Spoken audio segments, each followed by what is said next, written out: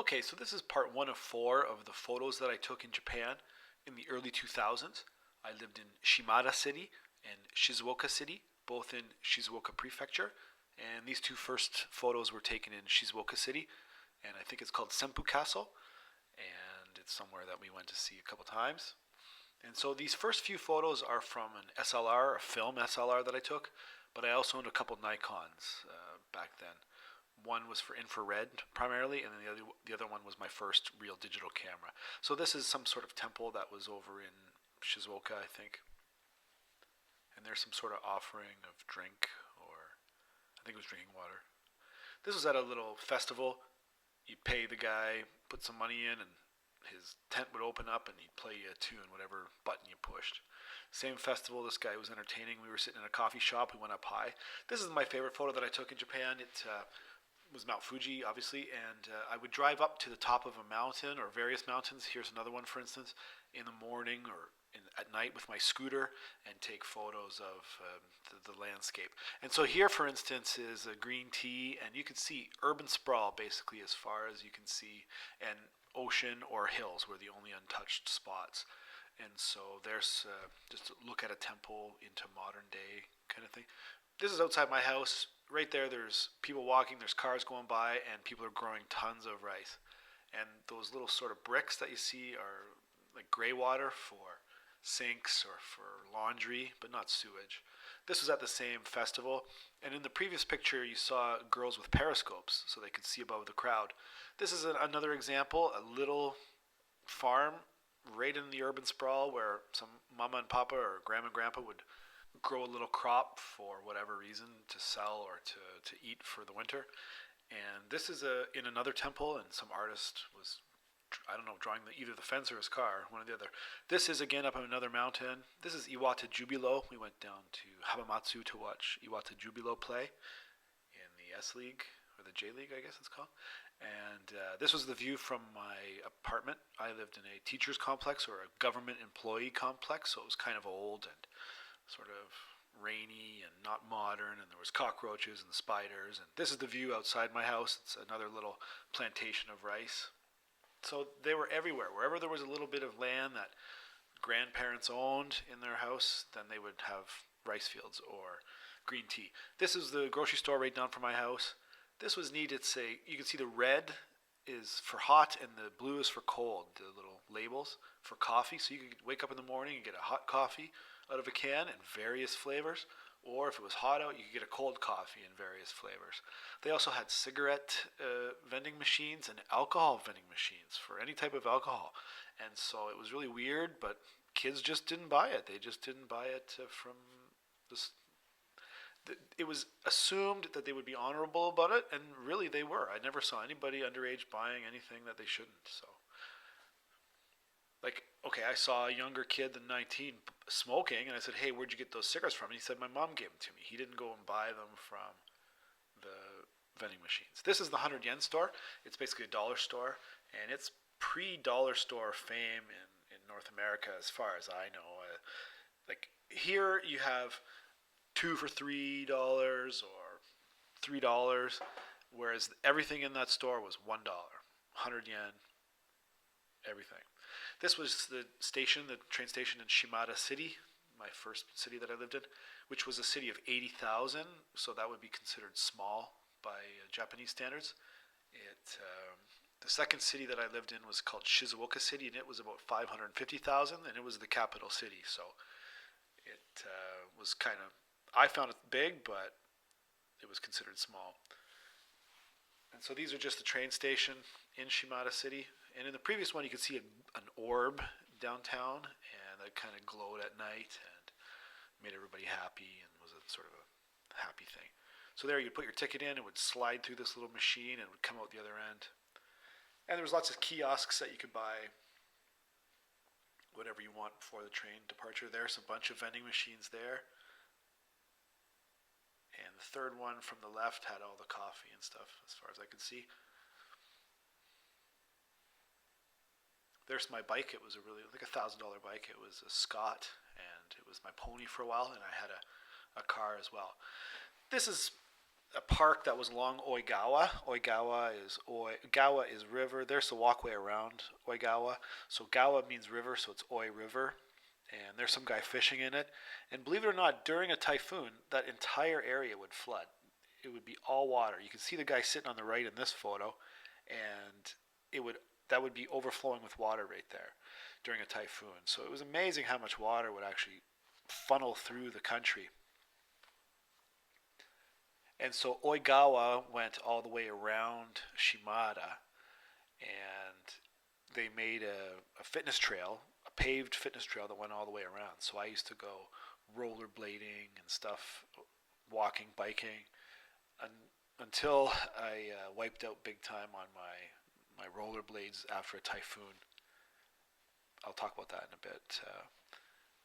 So here's a guy catching a fish, and that was a bridge from the one city to the next. So from Shimada to Kanaya, and even if you look there, you can see in the distance there was green tea. And in this picture, you can see concrete structures or retaining walls, and you would see that all over Japan. Up in the mountains, wherever it was considered untouched, there would always be sort of retaining walls or a way to channel or control the water, first of all. But there was also these sort of structures built on mountains to prevent landslides or whatnot. This is a repeat of the grocery store that I lived or was right beside my house, and I remember going in there and smelling the squid and stuff, and it's culture shock at that point.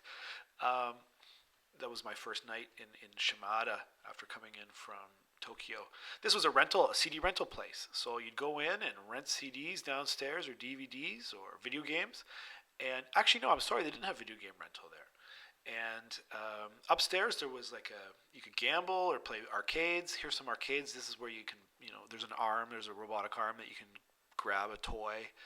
And there was pachinko here, or like some sort of gambling machine, and arcades. So you would see kids playing the arcades and older people gambling at the same time. And this was there's the casino stuff, and this was on a Friday night, for instance. And so these machines were neat. That the ones that face each other, you see there's two orange ones facing each other. You would play each other against each other. So you would play virtua tennis, for instance, against your buddy, and it's almost like you're facing head to head and going at it. And it was actually really neat. There's some people playing the lottery or the slots. It was actually really neat to see some of these guys dancing on the Dance Dance Revolution pads, which were, not just a pad, but a full-on deck. And these guys would bring, their gym bag full, and they'd have a change of clothes with some hydration, and they would just go at it, like both feet, various moves, and unbelievable how fast they were. This was the mall. It was called Apita, and it was a bit different than an American mall, but I really liked it. Notice here that everybody is parked backwards, and so that was the vision, I guess, maybe somewhat, is to park backwards and then make it harder at the beginning so that it's easier afterwards. Put the work in first and then reap the rewards afterward. This is a department store in the mall, and those were PlayStation 2s that the kids were playing there, and probably the Nintendo the GameCube. There's some green tea growing in the hills. This is in Kanaya, the adjacent city, and my friend had a cottage there. He was married to a Japanese girl, and he had sort of like a workshop, a wood workshop, and we would go there and work on his various crafts that he did. And this was a view from just up there, and you can see that's looking across at Shimada, across the river from Kanaya. That's the town across from Shimada. And on a clear day, which was very rare, you could actually see Mount Fuji from there. But it usually was so humid that you couldn't see it. Only I think I saw it twice. And notice how all the flat land is basically urbanized or populated, and only the hills or the water are sort of untouched, so to speak. But even up there, I was up there by a road, so you just couldn't see the roads going through the mountains because of the foliage.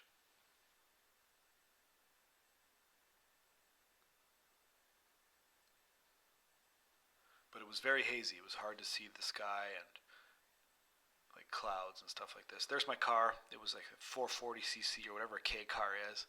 And I had to learn how to drive stick left-handed and drive on the other side of the road. But I did it. But I really had a hard time getting up Mount Fuji when I went up Mount Fuji. It, I had to work the gears, that's for sure. And there's some photos coming up for that. Here you can see one guy pulled in forwards and everybody else parked in backwards roughly. And this was another little park over in Kanaya, and it, was a sort of natural place where you could have a picnic set up. It was really nice.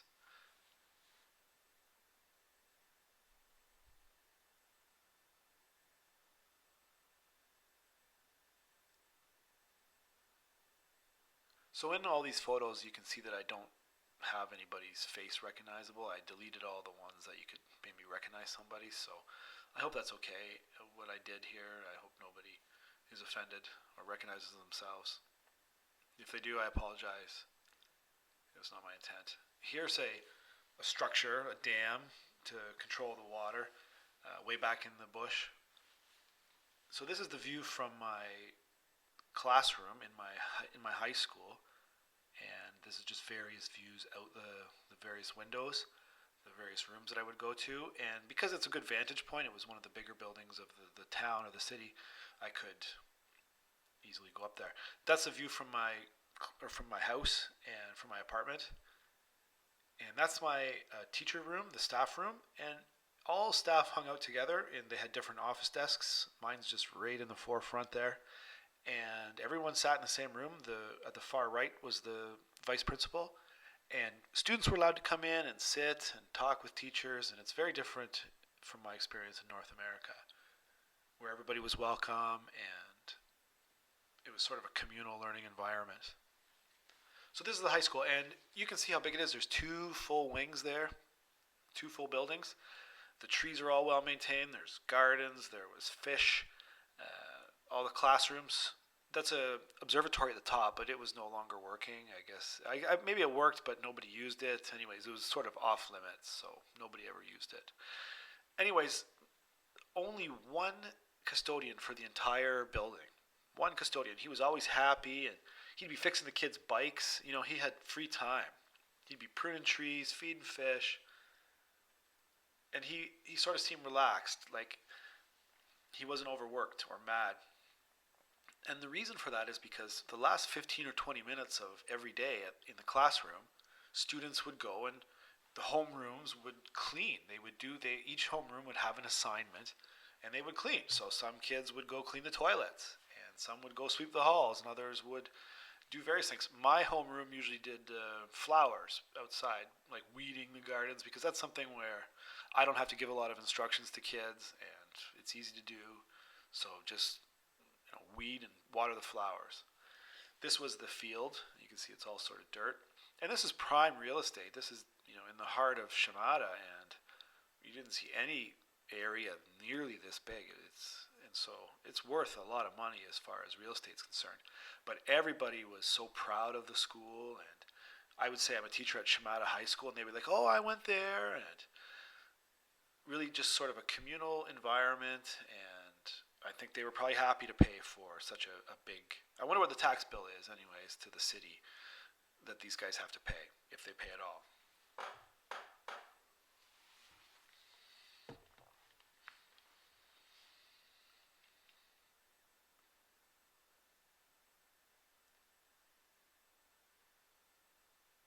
And there's the soccer. Those guys would practice until 10 p.m. Baseball and soccer, the lights would be on, and they'd be practicing. There's some teacher parking and the bike parking. I used to park my bike in that little awning there. There's the fish I was talking about. I'm not sure if they're koi or carp, and they would live all year because the water never froze. So I don't know how they are maintained. Anyways, this is right on the school grounds. And this is toward the library. There was a separate library building, and you can see there's always cherry blossoms in the summer or in the spring. And there's a cicada, and I've heard cicadas in North America since I've been back, but I never knew that they were in existence before I went over there. And the sound is overwhelming. It's overbearing. It's really, really loud. I guess you get used to it, but sometimes if you can't fall asleep or they wake you up or in the morning or anyways, when I first got over there, one of my first impressions sound-wise was the cicadas just going at it, and so many of them. And they land on you too, and they're harmless. So, I mean, you get the heebie-jeebies or whatever, the all-overs, but they they were harmless. There's the entrance where I'd come in, and that's the staff, the administrative office right there. That's the entrance coming in right there. So you can see it's really nice, well maintained, clean. This is the office, the administrative office where the secretaries worked and the principal's office was. Another view from one of the classrooms could be my own. I can't remember.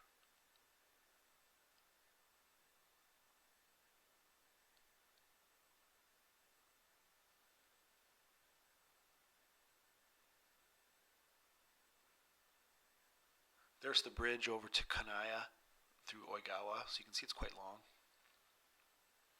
That's my classroom, and it's pretty simple and humble, but so were all the classrooms actually. They were all sort of back to basic. There was no technology really, and maybe that's changed now, probably has. But I think the class limits were 40, whereas in North America it's 26 maybe, or in Canada, sorry, it's like 26. Whereas over there it's 40 per classroom. You can see the green tea growing in the hills here. Now this was an academic high school, so maybe it was different for other high schools, like workplace high schools. So there was always entrance exams, and so in order to get into Shimada High School was considered a prestigious sort of school, and so to get in you had to pass entrance exams and come from another elementary school or junior high school that was reputable. And so, anyways, it was a valued high school. There's the tennis courts. That's probably out my classroom window, and I was on the tennis club. And you can see the court surface is like an astroturf with sand, and so you would brush the sand when you were done. After you were done, there was big brushes, and you would walk with it behind you and sweep out and make it all look even and smooth for the next people to play. And it was nice. It was slow, so maybe it was fast a bit, but it was like mid speed, I'd say, from what I remember. And anyways, I didn't mind it. So there was a calligraphy class, and there you go. That's the student exhibits. And so they were learning their language and the writing system even after high school. And for instance, I would say to the kids, look this up in the dictionary, whatever word I wanted them to learn. And they would look it up in the dictionary, and they would say, I can't understand the Chinese writing, the kanji. There's a green tea room, a green tea service or practice room in the high school, and so students would sometimes serve green tea. There's the staff office, and there's the Kyoto sensei right there, the vice principal, sitting. So he was the head teacher. The Kyoto sensei, he hung out with the teachers, and the Kocho sensei, the principal, would be in the administrative office. This is the photocopy room leading into the smoking room, and this is where the guys would always smoke and read the paper or play Go, some Asian checkers or something like this. And one female went in there one time because she wanted to have a cigarette, and one female went in there one time, and the principal said, you have to get out. You can't stay here. It looks like you're wasting time. Meanwhile, it's funny that all the guys stood there all day, every day, in between classes, and the whole place was smoke. There's the downtown little orb of Shimada, and there's the symbol Shima, or Shi, and then Mada. So Shi, I think, is island, and Mada is rice field. So I don't think it's island, actually, sorry. Anyway, Shimada. Mada is rice field, from what I remember. And you see the kanji actually looks like a rice paddy. This was right outside my house, just a block down. And it's just a little temple, just a little place to pray. And sometimes those doors would be open and there would be offerings of food or beer or whatever, maybe little pamphlets. So it would be open sometimes. My guess was, therefore, that it was a volunteer operation. That's my house right there, my apartment. And, it'd just be open randomly and just a nice little place to sort of warm your spirits if you needed to. And so these places, these little sheds that were really decorative, were all over the place. And so okay, well, I'll get into this first. This is us up Mount Fuji. Those are actually two people sleeping at the top, and it was so cold and freezing that we weren't expecting it. We were from Canada, not expecting it to be, down at the bottom, it is warm, you're sweating, it's humid, and you're in shorts. And up at the top, the wind is just freezing and really, anyways, it was intense. So there's a guy walking up. You can see the picture of the guy, the sunset. So we left at maybe 10 p.m., got up to Mount Fuji, like to Fuji City at noon or midnight, and then probably this is like 6 a.m., so it took 5 or 6 hours to walk up the hill, and it was intense. It was like a shale, or I don't know how to describe the rock, but it had bubbles in it. The sort of rock was bubbly from the volcanic rock, and it was sort of soft, almost like you're walking in sand, and so you didn't really get a lot of energy return. Your feet would sink in, and it was just really hard to walk up. It felt like it took 2 steps to get up, and it was really steep too. You had to always concentrate about not falling backwards, especially with a heavy backpack with water or whatnot on there. So, anyways, it was a great experience, but the rock was really hard. It was really hard to climb up, and my knees felt really sore, and so sore that when I ran down it, I ran down. I just took jumps and sort of jumped out, and I would land farther than I normally would because it's an angle, and so I didn't even care about keeping up with my group. I just ran down and wanted to get off that hill so bad. And then when I did get down, I slept in the car for 3 hours or something like that, just sticking my feet out the window because there was 2 other people. And it was exhausting anyways, but it was so beautiful. You can see we're above the clouds, and we got up there for sunrise. There's somebody walking, and up there, some point we saw people walking up with bikes, and so I guess their intention was to walk or to bike down. And I had a hard enough time walking up just by carrying my own weight in the backpack, but these guys were walking up with bikes on their back with the intent, I guess, to walk down. And so here you can see a couple smokestacks at the bottom out of Mount Fuji, and you can see Izu Peninsula and the ocean. That's a really nice picture, I think. And so in a couple of these, you'll see some smokestacks coming out. So I think Fuji City was very industrial, and a couple you can see Izu Peninsula and the ocean. And so if you look at a tectonic map or the plates of Japan or just anything, you'll see that, I think, from what I recall, that at Mount Fuji, 3 different plates converge into Mount Fuji, and then right where Mount Fuji is where I guess it's coming apart, or I'm not exactly sure, but it's a very high tectonic activity. There's us walking back down. There's the city. That's the view you can see. That's part of the city. And it smelled like urine a lot, or fecal matter, going up the hill, because there's a lot of outhouses, and there's nowhere for that stuff to go. So there's a good look at the rock you can see. This was us on the day after we had conquered it, and so probably just a little bit of pride there, or we were resting because we were exhausted.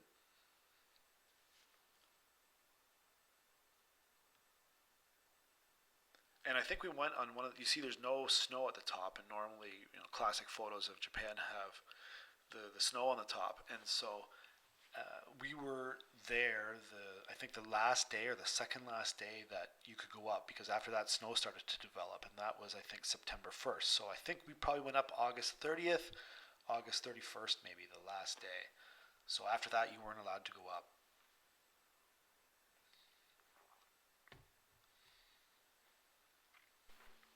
And so in my videos, if you watch them all, you'll see that there's quite a few pictures of Mount Fuji that I took when I was out on my scooter, or various ways, with various people and in various locations, because it really was a landmark and beautiful, and so I really enjoyed taking photos of it.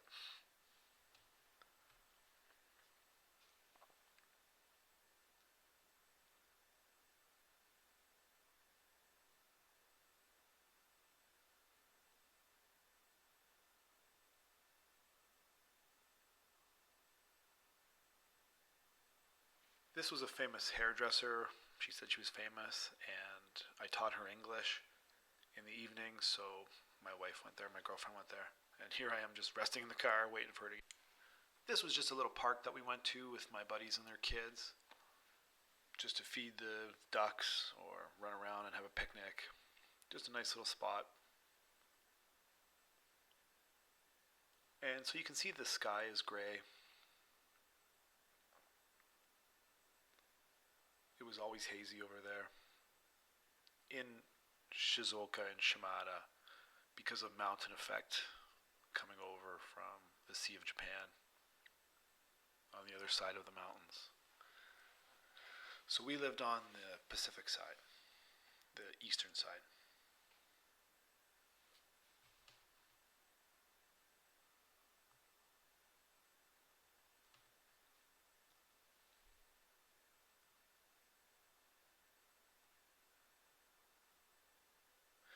This is the trail that went all around Shimada, followed Oigawa River, Oigawa, and that's the Horaibashi Bridge. The Horaibashi, it's in the book Guinness Book of World Records for some reason. It's like a long wooden old bridge. If you look it up, Horaibashi. Anyway, so you could still cross it. Obviously, it was still functional. And one time after a typhoon, I was rollerblading along that awesome trail, and I was looking up at the Horaibashi right underneath it, and I must have hit a twig or a rock or something, and I went right down and hit my chin and my face and my hands and my knees and legs. And I remember I had to skate back all the way to my house in utter pain. And I had a couple wipeouts actually in Japan that, I learned from, that slow and steady wins the race. And for instance, one time I was after a rainstorm biking and I took a sharp corner fast and spun out on one of the grates. That's something that thing there is something that the river after a typhoon would have washed up. So that's how strong or powerful that water was rushing through. And what was interesting is that everywhere in Japan had this sort of filtration system where how do we get to what we're going to get? A ton of water rained upon us coming down. How do we filter it and just let it go back out to the ocean? It was really neat how they sort of irrigated it out of there, all through those concrete structures. This is in Yaizu. Yaizu was a fishing port, a port city of lots of fish markets, and you'd see the boats come in or go out. And so this is a guy sitting there looking at the ocean. And so the whole town, when you went in there, it kind of smelled a little bit like fish, which was kind of neat. Those are all different fishing boats there. I don't know why they didn't go out that day. I don't remember what day it was. This was in Shizuoka City, which was like kind of like a Starbucks or something, and so it was pretty modern as far as I was concerned back then. This was a upscale, sort of small, little niche restaurant where you could look out at the whole town. I think this was in Kakegawa, a different city, and that's how small it was. That's the amount of people that I could hold. So it was kind of like at the top of a hotel. This is a train and everybody's sleeping in it. So that's what a lot of people did. And sometimes, I would miss my stop, wherever. Just, when everybody's agreeing to sleep, it's kind of relaxing. And I fell asleep a couple times as well. So I would just go down to Oigawa because it's sort of natural and untouched, or lesser people, and take lots of photos. And this is my first time with digital cameras, so some of these I'm sort of experimenting with how to take pictures.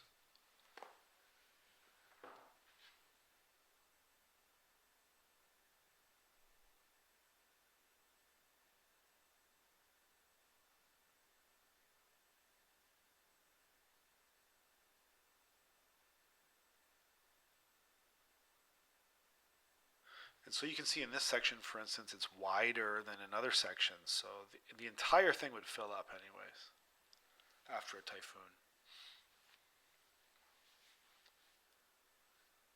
And so it rained in Shizuoka or in Shimada every 3 days. So 100 days out of 365. So every 3.6 days.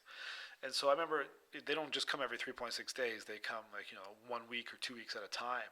And I remember sitting in my house and thinking, am I just going to sit in the house all year here, or am I going to get out there and live? And so I went and bought some Gore-Tex shoes, Gore-Tex pants, and Gore-Tex jacket.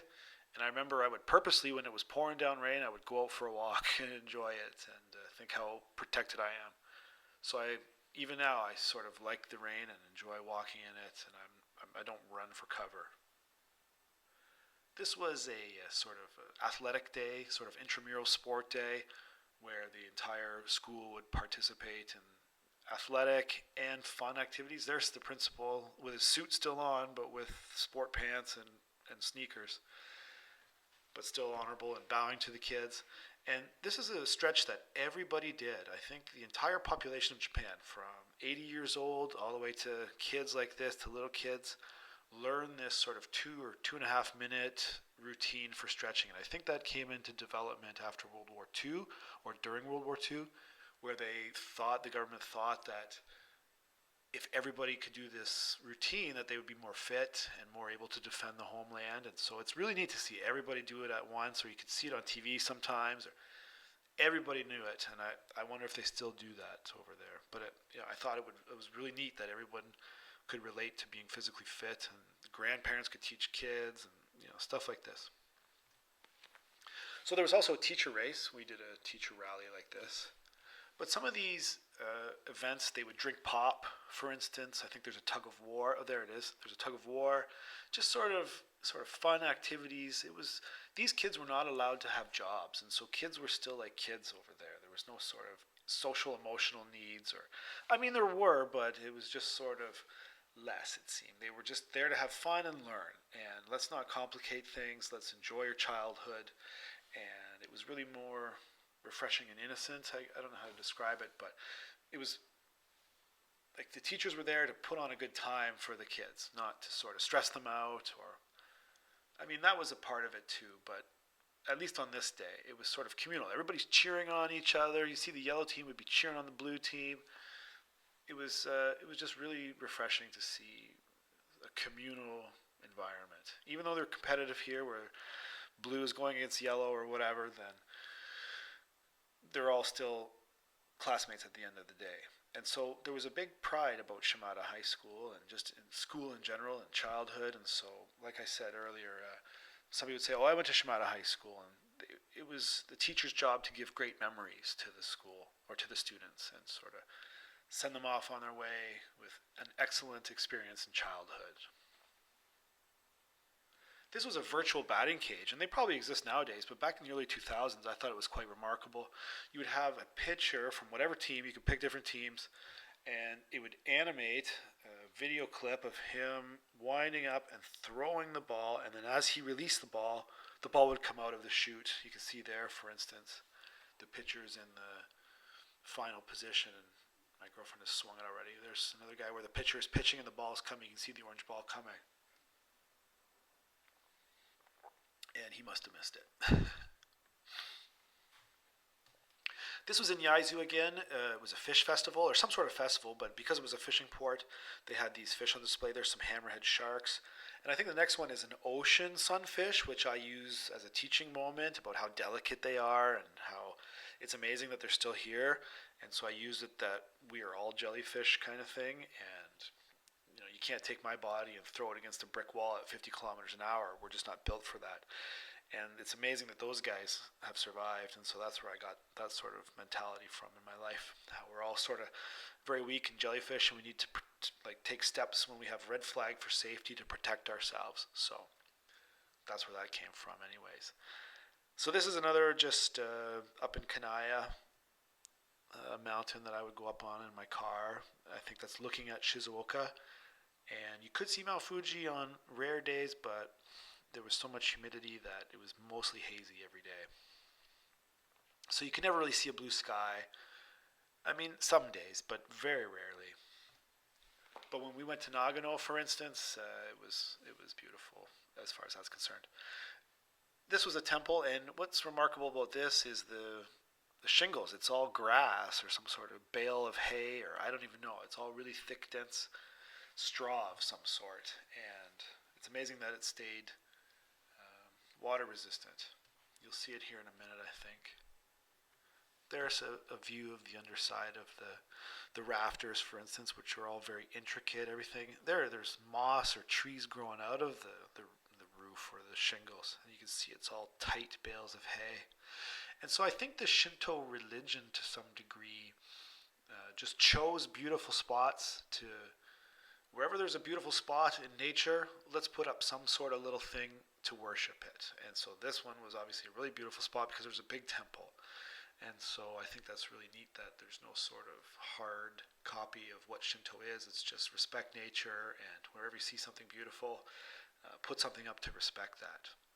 And so you would often see little spots randomly strewn about where there'd be coffee offered, or green tea, or beer, or food offered, and just a little sort of shrine for praying.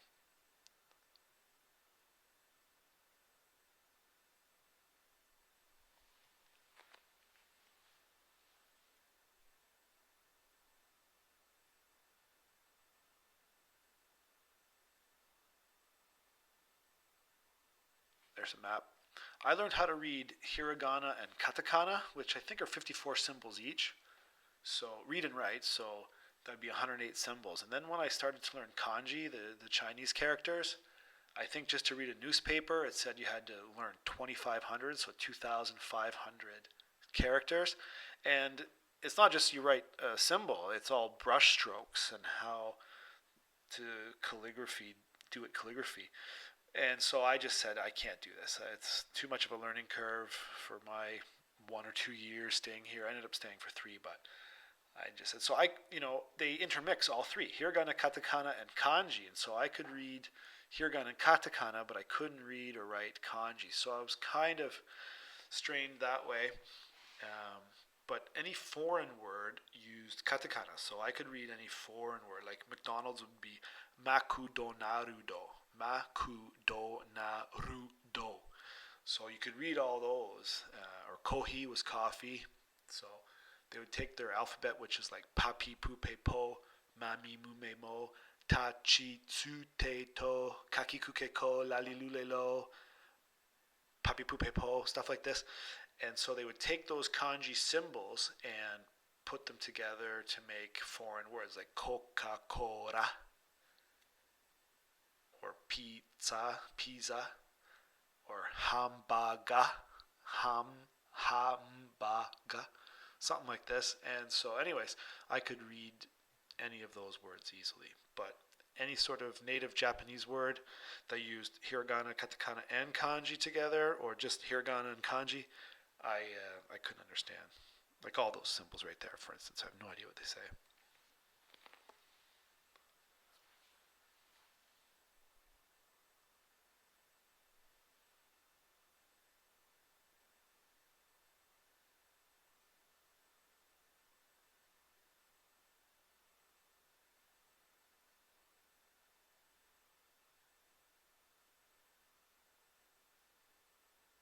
So this is just another little temple and grounds around our place.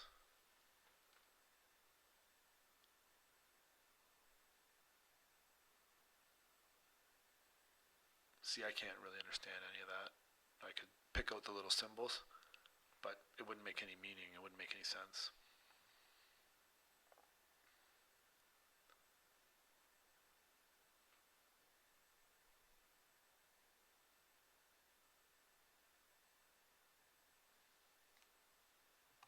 So anyways, I'll try and get part 2 uploaded right away as well.